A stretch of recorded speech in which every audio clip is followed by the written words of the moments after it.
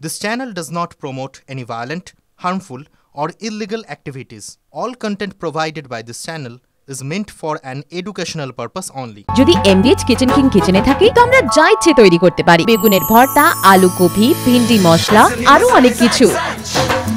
MBH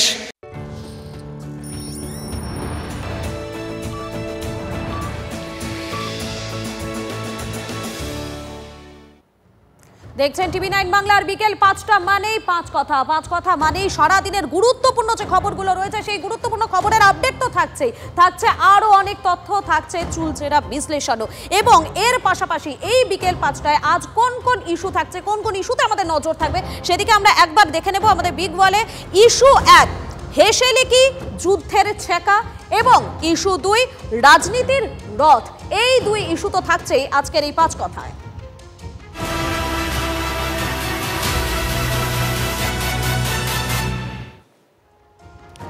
আচ্ছা, কথায় বলে রাজায় রাজায় যুদ্ধ হয় আর উলুখাগড়ায় প্রাণ যায়।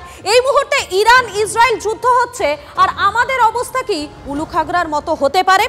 সোজাসুজি বলি আপনাদের, আজ পেট্রোল ঠিক কত দামে কিনলেন বলুন তো? লিটারে দাম 105 টাকা 41 পয়সা। 1 লিটার ডিজেলের দাম 92 টাকা 2 পয়সা আর গ্যাস সিলিন্ডারের দাম 879 টাকা। কলকাতার দাম বললাম আপনাদেরকে, এবারে জেলা ভিত্তিক দাম একটু কম বেশি তো হতেই পারে, সেটা হতেই পারে, কিন্তু প্রশ্নটা কি? প্রশ্নটা হলো এই যে যুদ্ধ, সেই যুদ্ধের জেরে কি তেল গ্যাস আরো বেশি দামি হতে পারে? হেসেলে কি ছেকা লাগতে পারে? ইরান ইসরায়েলের তেল সংশোধনাগার, গ্যাসের ভান্ডার, সেখানে পরের পর মিসাইল হামলা চালিয়েই যাচ্ছে, বাধা পাচ্ছে উৎপাদন এবং যার ফলে বাড়ছে ক্ষতির বহর। তার মাসুলও কি আমাদেরকেই গুনতে হবে? যুদ্ধের আগুন জ্বলছে পশ্চিম এশিয়ায়। ইসরায়েলের আঘাত, ইরানের প্রত্যাঘাত, আবার আঘাত, আবার প্রত্যাঘাত। শুধু পরমাণু কেন্দ্র বা সেনাঘাঁটি নয়, বেছে বেছে ইরানের তেল উৎপাদন কেন্দ্র, গ্যাস ভান্ডারও হামলা চালাচ্ছে ইসরায়েল। লক্ষ্য ইরানের অর্থনীতির কোমর ভেঙে দেওয়া। এখন প্রশ্ন হলো, কোমর কি শুধু ইরানের ভাঙবে নাকি ধাক্কা লাগবে মধ্যবিত্তের হেসেলেও? ইরানের সাহারান তেল শোধনাগারে ইসরায়েলি হামলা। প্রতিদিন 1.7 কোটি লিটার গ্যাসোলিন, 1.3 কোটি লিটার ডিজেল উৎপাদিত হয় এই শোধনাগার থেকে। তেহরানের একটি তেল শোধনাগারেও হামলা চালিয়েছে ইসরায়েল। শনিবার রাতে ইসরায়েলের হাইফা বন্দর লক্ষ্য করে হামলা চালায় ইরান। হাইফার তেল শোধনাগার জ্বলছে, এই ছবি সামনে এসেছে। ক্ষয়ক্ষতি মেনে নিয়েছে ইসরায়েলি মিডিয়া। বছরে 10 কোটি টন অপরিশোধিত তেল শোধনের কাজ হয় এই শোধনাগারে। যুদ্ধ পরিস্থিতিতে ইতিমধ্যেই অপরিশোধিত তেলের দাম 13% বেড়েছে। ভারতেও কি আঁচ এসে পড়বে? দাম বাড়বে কি পেট্রোল ডিজেলের? দুশ্চিন্তায় আমজনতা। এমনি তো দাম বেড়ে আছে, আবার যদি দাম বাড়ে আরো সমস্যা বাড়বে। বিকজ মোটামুটি সব ধরনের কমোডিটি তেলের ওপর ডিপেন্ডেন্ট। আমাদের যত রকম কনজিউমার জিনিসপত্র আছে, খাদ্য থেকে শুরু করে সব কিছুই মোটামুটি ডিপেন্ডেন্ট। তাছাড়া হচ্ছে যত কিছু আসে বাইরের স্টেট থেকে বা আমাদের স্টেট থেকে কোনো জায়গায় রপ্তানি হয়, সেগুলো সব ডিউ টু তেল। অ্যাকচুয়ালি এগুলো চেন, মানে একটা বাড়লেই বাকি জিনিসগুলো সবই হবে, মানে তার কস্টিংটা তো বাকিদের তুলতে হবে। তো আমি নিজে গাড়ি চালাই, আমার তো অসুবিধা হবে। ইরানের গ্যাস ভান্ডারে আক্রমণ চালিয়েছে ইসরায়েল। বিশ্বের সবচেয়ে বড় গ্যাস ফিল্ড পার্সে মিসাইল হামলা ইসরায়েলের। ক্ষয়ক্ষতির জেরে গ্যাস ফিল্ডের একাংশে উৎপাদন বন্ধ রেখেছে ইরান। তবে কি রান্নার গ্যাসও দামি হতে চলেছে? দুশ্চিন্তা পিছু তাড়া করছে গেরস্তকেও। এই যে গ্যাস হচ্ছে জ্বালানি। আমি যদি শাড়ি একটা দামি না পরি সেটাও চলবে, আমি একটা গয়না না কিনি সেটাও চলবে, কিন্তু এটা এমন একটা মূল্য জিনিস যেটা না হলে আমাদের পেটটি চলবে না। তাহলে আমাদের এখন বিরাট ঘরে ঘরে প্রতিটি মধ্যবিত্ত বাড়িতে একটাই চিন্তা, এই যে গ্যাসের দাম যদি আরও বেড়ে যায় তাহলে আমরা সংসার চালাবো কী করে? এই যে গ্যাসটা এত দাম বেড়ে যাচ্ছে, সেটাতে আমাদের সত্যি খুবই টেনশন, কারণ কি শুধু গ্যাসের দাম না, প্রতিটা জিনিসেরই দাম বাড়ছে, আর গ্যাসটা আমাদের খুবই এসেন্সিয়াল। অ্যাডজাস্ট করে চলতে হবে, মধ্যবিত্তরা যেরকম অ্যাডজাস্ট করে চলে সেইভাবেই বেঁচে। যুদ্ধ তো আমি মানে বন্ধ করতে পারবো না, লাগলে পরেও আমার কিছু করার নেই। ইরান হরমুজ প্রণালী বন্ধ করে দিলে তেল গ্যাসের যোগানে টান পড়বে। হরমুজ প্রণালী বন্ধ করলে তেল গ্যাসের দাম আরও বাড়তে পারে, এমনটাই আশঙ্কা। ইসরায়েল এবং ইরানের যুদ্ধ ভারতকে সুরক্ষিত রাখছে না, ভারতকেও এর মধ্যে টেনে আনছে, আমাদের একটা সংকটের দিকে নিয়ে যাচ্ছে। বাকি মানুষ যারা যুদ্ধের সাথে হয়তো রিলেটেড তো নয়, ধরে রাখুন অন্য কোনো কন্টিনেন্টে বসবাস করে, তারা পর্যন্ত এফেক্টেড হয়ে যাচ্ছে due to the economic burden they are hanging around. তেলের দাম যদি বেড়ে যায় তাহলে আমাদের আমদানি খাতে খরচটা বেড়ে যাবে, আমদানি এবং রপ্তানির মধ্যে একটা ঘাটতি দেখা দেবে, ঘাটতিটা বেড়ে যাবে। সেটা বাড়লে টাকার দাম পড়ে যাওয়ার প্রভূত সম্ভাবনা। যুদ্ধের প্রভাব পড়তে পারে বিমানের টিকিটের দামেও। ভারত পাকিস্তান সংঘর্ষের জের এখনো দুই দেশ পরস্পরের জন্য আকাশসীমা বন্ধ রেখেছে। তার উপরে ইরান, সিরিয়া, ইসরায়েলের আকাশও আপাতত বন্ধ। ফলে আমেরিকা, ইউরোপ যেতে অনেকটা ঘুরে যেতে হচ্ছে ভারতীয় বিমান সংস্থাগুলোকে। তেল বেশি পুড়ছে, তেলের দাম বাড়লে খরচ আরও বাড়বে। সেই খরচের কোপ সর্বস্তরের বিমান যাত্রীদের ওপরই পড়ার আশঙ্কা। Bureau report, TV9 Bangla. বিমান বিপর্যয়ের পর এবারে ব্রিজ বিপর্যয়। মহারাষ্ট্রে হুড়মুড়িয়ে ভেঙে পড়েছে একটি ব্রিজ, মৃত্যু হয়েছে অন্ততপক্ষে 6 জনের। আপনাদেরকে একবার দেখাই সেখানকার ছবিটা, কি পরিস্থিতি তৈরি হয়েছে এখানে এই মুহূর্তে মহারাষ্ট্রে। দেখাই আপনাদেরকে, দেখুন কিভাবে ব্রিজটা ভেঙে পড়েছে, যার ফলে সেখানে যারা ছিলেন, যারা পর্যটকেরা ছিলেন এই ব্রিজে, তারা কিন্তু ভেসে গিয়েছেন। এখনো পর্যন্ত 6 জনের মৃত্যু হয়েছে বলে জানা যাচ্ছে। দেখুন কি ভয়াবহ পরিস্থিতি। উদ্ধারকারী দলের যারা সদস্যরা তারা ইতিমধ্যেই সেখানে পৌঁছে গিয়েছেন, তারা উদ্ধার কাজ শুরু করেছেন। পুনের কুণ্ডমালায় সেখানে ইন্দ্রায়ণী নদীর উপরে যে সেতু, সেই সেতুটি ভেঙে পড়েছে। প্রায় 25 থেকে 30 জন পর্যটকের ভেসে যাওয়ার একটা আশঙ্কা করা হচ্ছে। তবে রবিবার ছুটির দিন থাকায় পর্যটকদের ভিড় অনেকটাই ছিল বলে জানা যাচ্ছে। আমাদের সঙ্গে রয়েছেন আমাদের প্রতিনিধি কমলেশ রয়েছেন। কমলেশ, এখনো পর্যন্ত আপডেট কি রয়েছে, কতজনের মৃত্যুর খবর পাওয়া যাচ্ছে? দেখো, 6 জনের মৃত্যুর খবর পাওয়া যাচ্ছে এখনো পর্যন্ত, এবং 25 থেকে 30 জন পর্যটক ভেসে গিয়েছেন। এবং জলের যা স্রোত আমরা দেখতে পাচ্ছি, পর্যটকদের উদ্ধারে বেশ বেগ পেতে হচ্ছে বাহিনীকে। এখানে দুটো ফ্যাক্টর একসঙ্গে কাজ করেছে। একটা হচ্ছে এই যে ফুটব্রিজ, তার ওপারে একটা মন্দির রয়েছে, এই মন্দিরে অনেক তীর্থযাত্রী বা পুণ্যার্থী যান। আর যেহেতু রবিবার এবং পশ্চিমঘাট পর্বতমালায় প্রবল বৃষ্টি হচ্ছে 2 দিন ধরে, ফলে এই পুরনো ব্রিজ এবং এই ব্রিজটা যা দেখা যাচ্ছে 2019 সালেও এই ব্রিজটার একটা অংশ ভেঙে পড়েছিল, এবং মানে ব্রিজটা খুবই ভগ্ন ব্রিজ। এবং তারপর যেহেতু প্রচুর লোক ছিলেন এবং নিচে জলের স্রোত প্রচন্ড, এই পরিস্থিতিতে ব্রিজটা ভেঙে পড়ে এবং ভেঙে একেবারে নদীতে গিয়ে পড়েছে, যেখান থেকে পর্যটকরা ওই জলের স্রোতে ভেসে গিয়েছেন।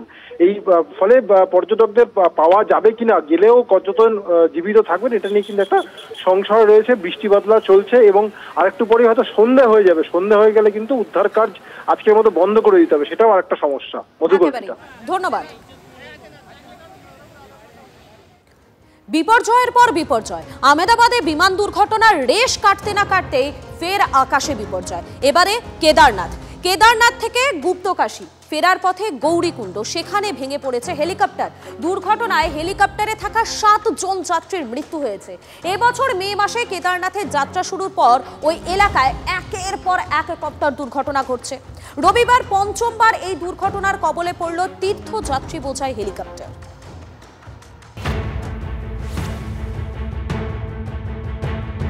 ফের আকাশে বিপর্যয়, সবুজ পাহাড়ে পড়ে থাকা কপ্টারের ধ্বংসাবশেষ। রবিবার ভোর 5টা নাগাদ হেলিকপ্টারটি ভেঙে পড়ে গৌরীকুণ্ড ও ত্রিযুগী নারায়ণের মাঝে। তীর্থযাত্রীদের নিয়ে হেলিকপ্টারটি কেদারনাথ থেকে গুপ্তকাশী যাচ্ছিল। আরিয়ান এভিয়েশনের হেলিকপ্টারটিতে এক শিশু সহ 7 জন ছিল। যাত্রীরা উত্তরপ্রদেশ, মহারাষ্ট্র এবং গুজরাটের বাসিন্দা বলে জানা গেছে। एक हेलीकॉप्टर दुर्घटनाग्रस्त हो गया। पहले एक बार पूरे आगे की हेली सेवा के लिए समीक्षा करें, तत्पश्चात ही हेली सेवा को चलाया जाए। आज और कल हेली सेवा नहीं चलेंगी, खराब मौसम भी है, और जब तक लोग यात्रियों की सुरक्षा सुनिश्चित नहीं हो जाती है तब तक ये सेवाएं बंद रहेंगी। দুর্ঘটনার খবর পেয়ে উদ্ধার কাজে নামে এনডিআরএফ ও এসডিআরএফ। তবে জঙ্গল ঘন হওয়ায় দুর্ঘটনাস্থলে পায়ে হেঁটে পৌঁছতে হয় উদ্ধারকারীদের। দুর্ঘটনার পরই একটি বিবৃতি প্রকাশ করে Uttarakhand civil aviation development authority. খারাপ আবহাওয়ার কারণে হেলিকপ্টারটি দুর্ঘটনার কবলে পড়ে বলে ওই বিবৃতিতে জানানো হয়। राजबीर सिंह है इसका जो पायलट था, वो मिलिट्री का बहुत एक्सपीरियंस पायलट है। ना तो इसमें हेलीकॉप्टर का कसूर है, ना पायलट का कसूर है, ये वेदर का कसूर है।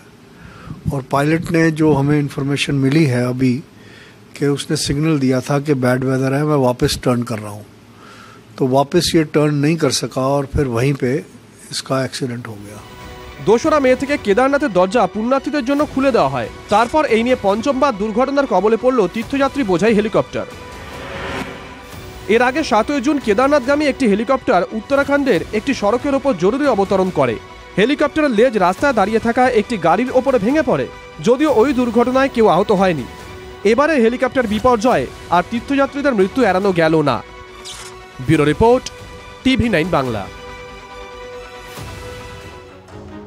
ফের এয়ার ইন্ডিয়ার বিমানে যান্ত্রিক ত্রুটি। এবারে কলকাতায় যান্ত্রিক ত্রুটির জেরে রানওয়ে থেকে উঠতেই পারল না AIX 1511 বিমান। কলকাতা থেকে গাজিয়াবাদ যাওয়ার বিমানে এই যান্ত্রিক ত্রুটি ধরা পড়ে। পরে অন্য একটি বিমানে করে গাজিয়াবাদে পাঠানো হয় যাত্রীদের। আমাদের সঙ্গে রয়েছেন আমাদের প্রতিনিধি সায়ন্ত রয়েছেন। সায়ন্ত, এই মুহূর্তে সেখানে কি পরিস্থিতি? দেখো, যেটা জানা যাচ্ছে যে সকাল 7:10 নাগাদ এয়ার ইন্ডিয়ার এক্সপ্রেসের এই বিমান থেকে বিমানে করে কলকাতায় গাজিয়াবাদ উদ্দেশ্যে উড়ে যাওয়ার কথা ছিল 150 জন যাত্রী। বোর্ডিং করে বিমান যখন ট্যাক্সি বেতে ওঠে তখনই রানওয়েতে তার যান্ত্রিক ত্রুটি ধরা পড়ে এবং সঙ্গে সঙ্গে কোনো রকম ঝুঁকি না নিয়ে বিমানের যিনি পাইলট রয়েছে তিনি সঙ্গে সঙ্গে এয়ার ট্রাফিক কন্ট্রোলকে জানায়। এরপর সেখান থেকে খবর যায় ইঞ্জিনিয়ারদের কাছে, যেটা জানা যায় যাত্রীদের কাছ থেকে যে বিমানের ভেতর বাতানুকূল সিস্টেমও ঠিক মতো কাজ করছিল না। এরপরই যাত্রীদের আবার পুনরায় ট্যাক্সি বেতে ফিরিয়ে আনা হয় এবং যাত্রীদের নামিয়ে নিয়ে আসা হয়। যেভাবে আহমেদাবাদ কাণ্ড ঘটেছে তাতে ওই বিমানের পাইলট কোনো রকম ঝুঁকি নিতে চায়নি এবং এরপর অন্য বিমানে করে তাদেরকে জয়পুর থেকে আসা কলকাতার একটি বিমানে করে তাদের গাজিয়াবাদ পাঠানো হয়। কিন্তু যেভাবে ত্রুটি ধরা পড়ে একদম শুরুতেই, তাতে পাইলট থামিয়ে দেওয়াতে অনেকটা ঝুঁকি এড়ানো গিয়েছে এবং কোনো বড় অপ্রীতিকর ঘটনা এড়ানো গিয়েছে বলে মনে করছেন বিমানবন্দরের আধিকারিকরা। একেবারেই ধন্যবাদ সায়ন্ত। হিন্দুত্বর কম্পিটিশন, আর সেই কম্পিটিশনে রাজনীতি। এবারে রথের রশি নিয়েও টানাটানি শুরু হয়ে গেল। শুভেন্দু অধিকারী রথকে কেন্দ্র করে হিন্দু ঐক্যের ডাক দিয়েছেন। আর তৃণমূল কি রথের পথ থেকে সরে দাঁড়াবে নাকি? প্রতি রথযাত্রাতেই ইস্কনে গিয়ে রশি ধরেন মুখ্যমন্ত্রী মমতা বন্দ্যোপাধ্যায়। এবছর আবার দীঘায় জগন্নাথ ধাম নামে মন্দির উদ্বোধন হয়েছে, সেখানেও রথ বেরোবে। তৃণমূল ইতিমধ্যেই উৎসবের জনসংযোগে নেমে পড়েছে। শনিবার একডালিয়া এভারগ্রিন ও হাজরা পার্কের খুঁটি পুজো হলো। উপস্থিত ছিলেন তৃণমূল নেতারা। মেয়র ফিরহাদ হাকিম স্পষ্ট করে দিলেন, রথযাত্রাতেও পা বাড়িয়ে রয়েছে দল। না, এরকম কোনো নিয়ম হয়নি, এরকম কোনো নিয়ম হয়নি। আপনাদের কাছে ভুল ইনফরমেশন, এরকম কোনো নিয়ম নেই, কোনো নিয়ম নেই। এবার রথের পথে বিজেপিও পিছপা নয়। আইসিসিআর এ বিভিন্ন রথযাত্রা কমিটির সঙ্গে বৈঠক করেন শুভেন্দু অধিকারী। রথযাত্রা পালন করে হিন্দু ঐক্য গড়ে তোলার ডাক দেন বিধানসভার বিরোধী দলনেতা।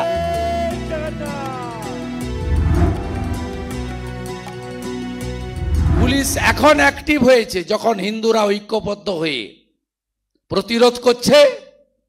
এখন টিয়ার গ্যাসের সেল ফাটানো হচ্ছে হিন্দুদের উপরে। রামনবমীর মতো তাকত দেখান হিন্দুরা, ভরিয়ে দিন রাস্তা, সাজিয়ে দিন রাস্তা,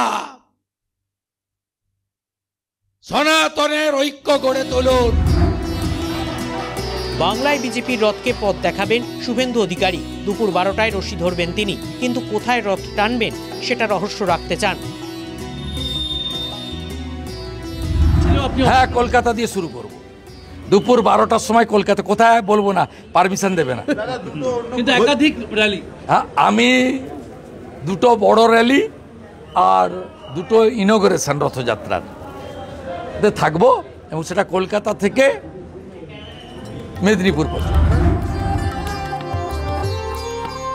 রথ তো গলি থেকে রাজপথ সব জায়গায় বেরোবে, তাহলে বিজেপির রথ কোনগুলি বোঝা যাবে কি করে?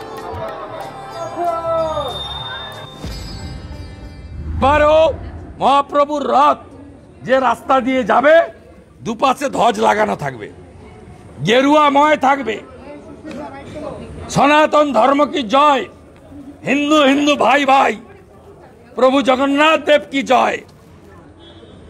হিন্দু যদি বাঁচতে চাও বাংলায়, বিভেদ ভুলে এক হও, এই আওয়াজও উঠবে। পশ্চিমবাংলায় রথযাত্রা করার জন্য বিজেপিকে লাগে কেন বলুন?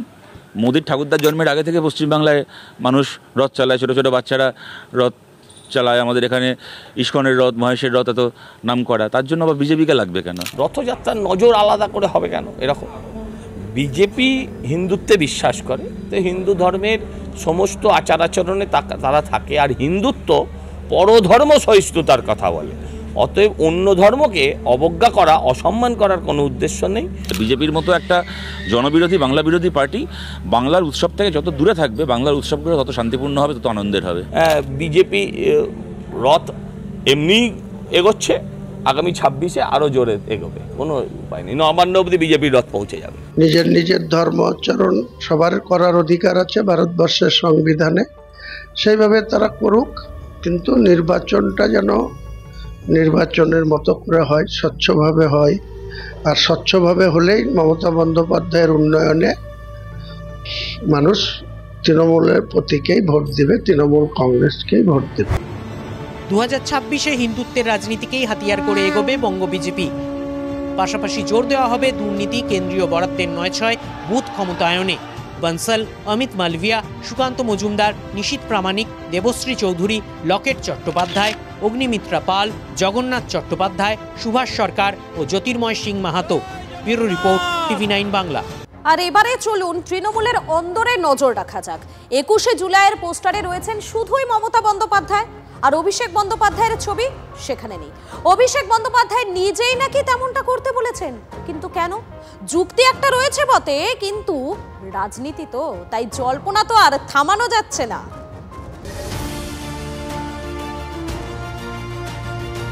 এই পোস্টারই সামনে এনেছে তৃণমূল কংগ্রেস। প্রতিবারের মতো এবারও 21শে জুলাই প্রধান বক্তা মমতাই। অভিষেক বলবেন কি? না বলার তো কোনো কারণ নেই, তবে পোস্টারে অভিষেক নেই।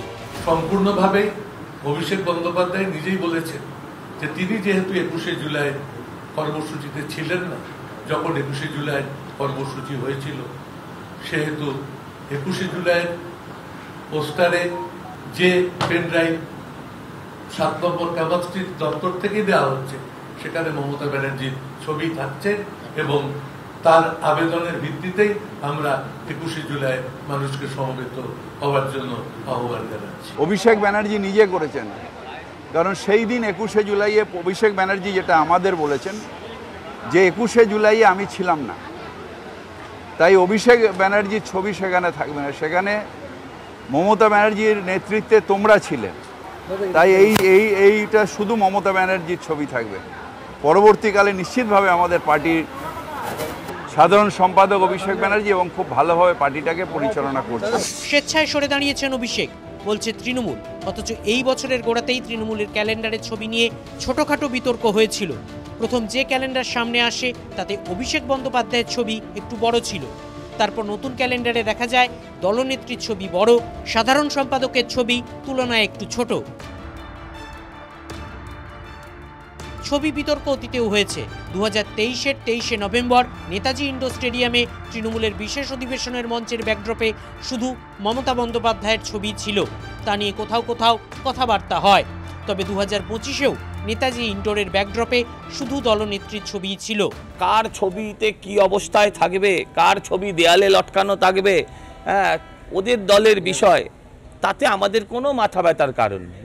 আমি চাই ওরা থাকুক, ছবি না হয়ে যাক, এরা থাকুক, থেকে নিজের পাপের ফল নিজেরা ভোগ করুক। হতে পারে দিল্লি থেকে ওরা বুঝিয়েছে যে দেখো বাবু, আমরা যতই আমাদের সঙ্গে তোমার ভাইপোর সম্পর্ক থাকুক, কিন্তু মমতাও কিন্তু দেবী দুর্গা আমাদের, ফলে ঝগড়ার মধ্যে যেও না। সেই কারণে দিল্লির নির্দেশে এবারে হয়তো 21শে জুলাইয়ের পোস্টারে নাম ছবি থাকবে না অভিষেকের। দিল্লি বলে দিলে আর কিছু করার নেই, সিবিআই ইডি জেলে থাকার কথা, এখনো বাইরে টিকে আছে। সৌরভ গুহর রিপোর্ট, TV9 বাংলা। দমদম মাঠকলে পানশালায় গুলিকাণ্ডে গ্রেফতার করা হয়েছে মূল অভিযুক্ত বিট্টু দাসকে। হুগলির গুড়াপ থেকে গ্রেফতার করেছে দমদম থানার পুলিশ। আর এই নিয়ে গ্রেফতারের সংখ্যা বেড়ে দাঁড়ালো 3। ধৃতদের বিরুদ্ধে অস্ত্র আইন, খুনের চেষ্টা ধারায় মামলা রুজু করেছে দমদম থানার পুলিশ। শুক্রবার রাতে পানশালার বাইরে শুট আউটের ঘটনায় গুলিবিদ্ধ হন পানশালার ম্যানেজার পিন্টু রুদ্র। আরজিকর হাসপাতালে চিকিৎসাধীন আহত। 3 রাউন্ড গুলি চলে বলে স্থানীয় সূত্রের খবর। তৃণমূল কাউন্সিলরের সঙ্গে মূল অভিযুক্তর সঙ্গে ছবি ঘিরে ইতিমধ্যে বিতর্ক তৈরি হয়েছে। ওয়ার্ডের বাসিন্দা, এর বাইরে কোনো সম্পর্ক নেই দাবি দক্ষিণ দমদমের 3 নম্বর ওয়ার্ডের তৃণমূল কাউন্সিলর গোপা পাণ্ডের।